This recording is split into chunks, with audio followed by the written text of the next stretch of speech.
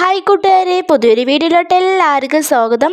അപ്പം നമ്മുടെ ശാലിനി ആകെ നാണം കേട്ടിട്ട് ഇറങ്ങിപ്പോവാൻ നിൽക്കണില്ല. അപ്പോൾ അവിടേക്ക് നമ്മുടെ ബാനു വന്നിട്ട്, മോളെ നീ എന്താണ് ഇങ്ങനെ, അതൊക്കെ ശരിയായിക്കോളും. എന്ത് ശരിയാവാൻ, ഇനി എന്തൊക്കെയാണ് ശരിയാവാൻ, ഞാൻ ഗോപാൽച്ചിൻ്റെ മോളല്ലേ, എന്നിട്ടും നിങ്ങളുടെ ആ ഒരു ഫാമിലിയിൽ നിന്ന് ഗിരിനെ എടുക്കാമെന്ന് പറഞ്ഞത് തന്നെ വലിയൊരു കാര്യമാണ്. എത്ര ആൾക്കാരുടെ മുന്നിൽ ഞാൻ നാണം കിട്ടു, എന്നിട്ടും ഇവനെ കല്യാണം കഴിക്കാൻ പറഞ്ഞിട്ട് നിൽക്കുമ്പോൾ അതിൻ്റെ ഇടയിൽ കൂടെ വേറെ ഒരാൾ വന്നിട്ട് ഇതായല്ലേ.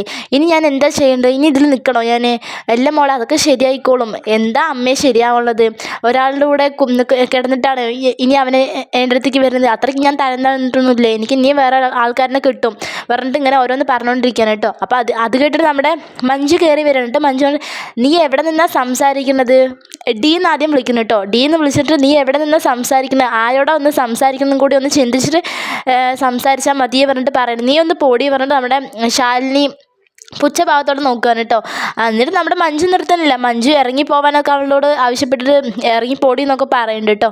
അത് കഴിഞ്ഞിട്ട് പിന്നെ കാണിക്കുന്ന സീനുകൊണ്ട് നമ്മുടെ മഞ്ജുവിൻ്റെയും ഗിരിൻ്റെയും മാതിരാത്രിയാണ്. റൂമൊക്കെ എല്ലാം നമ്മുടെ മഹിമയും മുകുന്ദനെ കൂടി സെറ്റാക്കി കേട്ടോ. എന്നിട്ട് അവർ ഡ്രസ്സൊക്കെ മാറ്റി പുതിയ ഡ്രസ്സൊക്കെ എടുത്തിട്ടുണ്ടല്ലോ. നമ്മുടെ മഞ്ജുവിന് ഗിരി ഡ്രസ്സൊക്കെ വാങ്ങിക്കൊടുത്തല്ലോ. എന്നിട്ട് ആ ഡ്രസ്സൊക്കെ ഇട്ടിട്ട് അവർ റൂമിലേക്ക് പോയി സ്നേഹിക്കാൻ തുടങ്ങുമ്പോഴേക്കും നമ്മുടെ ഭാനുമ്മയ്ക്ക് എന്താ ചെയ്യേണ്ടതെന്ന് അറിയുന്നില്ല.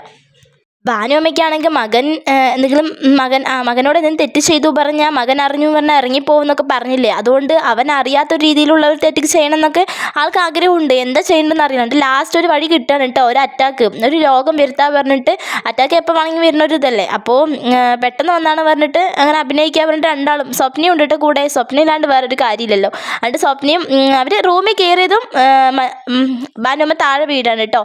വീണിട്ട് ഗിരിയേട്ട ഓടി വരണേ, മഞ്ജു ഓടി വരണേ പറഞ്ഞിട്ട് അലറി വിളിക്കുകയാണ് കേട്ടോ നമ്മുടെ സ്വപ്ന. അപ്പോഴേക്കും മഞ്ജുവും മഹിമയും എല്ലാവരും ഇറങ്ങി വരും കേട്ടോ. എന്നിട്ട് വന്നത് നമ്മൾ ഗിരി ചോദിക്കണം, എന്താ അമ്മയെ പറ്റിയത്, എന്താ പെട്ടെന്ന് എന്താ ഉണ്ടായത് കൊണ്ട് ചോദിക്കുകയാണ്.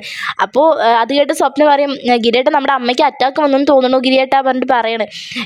അത് നമുക്ക് അവൻ്റെ ആ ഒരു ഇത് കണ്ടപ്പോൾ തന്നെ നമ്മുടെ മഹിമയ്ക്കും മുകുന്ദനും കാര്യം മനസ്സിലായി, അഭിനയമാണ്, അല്ലാണ്ട് പെട്ടെന്നൊരു ഇത് വരില്ലല്ലോ. എന്തായാലും അഭിനയം കൊണ്ട് നമ്മുടെ മുകുന്ദനെ ഗിരി നോക്കുമ്പോഴേക്കും ഗിരിക്ക് മനസ്സിലായി കേട്ടോ. അവൻ്റെ അഭിനയം കണ്ടപ്പോൾ തന്നെ മനസ്സിലായി. പിന്നെ അങ്ങനെ കാണിക്കാൻ പറ്റില്ല, അമ്മയല്ലേ, കുറച്ച് സ്നേഹിക്കണ്ടേ പറഞ്ഞിട്ട് കാര്യങ്ങളൊക്കെ ചോദിക്കണം. എന്നിട്ട് നമ്മുടെ മഹിമ അങ്ങനെ ഇത് വിട്ടാൽ ശരിയാവില്ല പറഞ്ഞിട്ട് നമ്മുടെ പൾസൊക്കെ നോക്കാൻ വേണ്ടി പോകുന്നുണ്ട്. അപ്പോഴേക്കും നമ്മുടെ മഞ്ജു, ഗിരിയേട്ട നമുക്ക് വണ്ടി എടുത്തിട്ട് പോകാം, ഇത് വെച്ചുകൊണ്ടിരിക്കേണ്ട, അമ്മയ്ക്ക് എന്തെങ്കിലും പറ്റും, ഗിരിയേട്ട വണ്ടി എടുക്കുക, അല്ലെങ്കിൽ ഞാൻ തന്നെ വണ്ടി എടുക്കുക, എവിടെ ചാവി എന്നൊക്കെ ചോദിച്ചാൽ നമ്മുടെ മഞ്ജു ഇറങ്ങിപ്പോവണം കേട്ടോ. മഞ്ജുവിനെ അമ്മ പറയുമ്പോൾ വലിയ കാര്യമല്ലേ. അങ്ങനെ മഞ്ജു ഇറങ്ങി പോവാണ്. പക്ഷെ നമ്മുടെ മഹിമയുണ്ട്, മഹിമ വിടില്ല. മഹിമ ആ കൈ പൾസ് നോക്കണ്.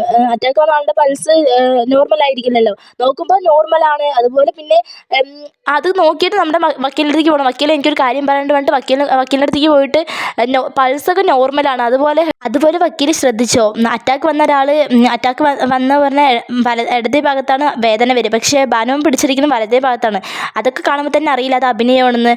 നമുക്ക് ഈ അഭിനയം പൊളിക്കാം. എങ്ങനെ പൊളിക്കും മഹിമയെ? വക്കീൽ എൻ്റെ കൂടെ നിന്നാൽ മാത്രം മതി, ബാക്കിയൊക്കെ ഞാൻ ചെയ്തോളാം പറഞ്ഞിട്ട് പറയണം കേട്ടോ. എന്നിട്ട് നമ്മുടെ ഗിരി വക്കീലിനെ നോക്കുമ്പോൾ വക്കീൽ ആംഗ്യം കാണിക്കുകയൊക്കെ ചെയ്യേണ്ടിട്ട്, കണ്ണും കൊണ്ടൊക്കെ കാണിക്കുന്നുണ്ട്, നീ ഒന്നുകൊണ്ട് പേടിക്കേണ്ട, ഇതൊക്കെ ഒക്കെ ശരിയാവാൻ വേണ്ടിയിട്ട് പറയുന്നുണ്ട് കേട്ടോ.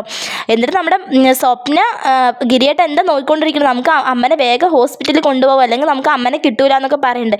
അത് കേൾക്കുമ്പോൾ നമ്മുടെ മഹിമ പറയും, ഇത് കൊണ്ടുപോകണം അത്ര നല്ലതല്ല എന്ന് തോന്നുന്നു, യാത്ര ചെയ്യാൻ പറ്റില്ല, അവിടെ എത്തുമ്പോഴേക്കും ചിലപ്പോൾ നമുക്ക് ഭാനുമ്മനെ കിട്ടിയെന്ന് വരില്ല, നീ എന്തൊക്കെയാണ് മഹിമയെ പറയണമെന്ന് നമ്മുടെ ഗിരി ചോദിക്കണം. അതേ ഗിരിയേട്ടാ, ഇത് അങ്ങോട്ട് കൊണ്ടുപോകണ്ട, നമുക്ക് ഒരു കാര്യം ചെയ്യാം, ഷോക്ക് കൊടുത്തു പറഞ്ഞാൽ അത് ഓക്കെ ആയിക്കോളും, പേടിക്കേണ്ട ആവശ്യമില്ല എന്നൊക്കെ പറയണം കേട്ടോ. അത് കേൾക്കുമ്പോഴേക്കും നമ്മുടെ ഭാനുമ്മയ്ക്ക് ഇല്ലാത്ത അറ്റാക്ക് വന്ന പോലെ ആകും കേട്ടോ. അറ്റാക്ക് ഇല്ലാണ്ട് അഭിനയിച്ചതല്ലേ, ഷോക്ക് കൊടുക്കുക പറയുമ്പോൾ നിസ്സാര കാര്യമല്ലല്ലോ.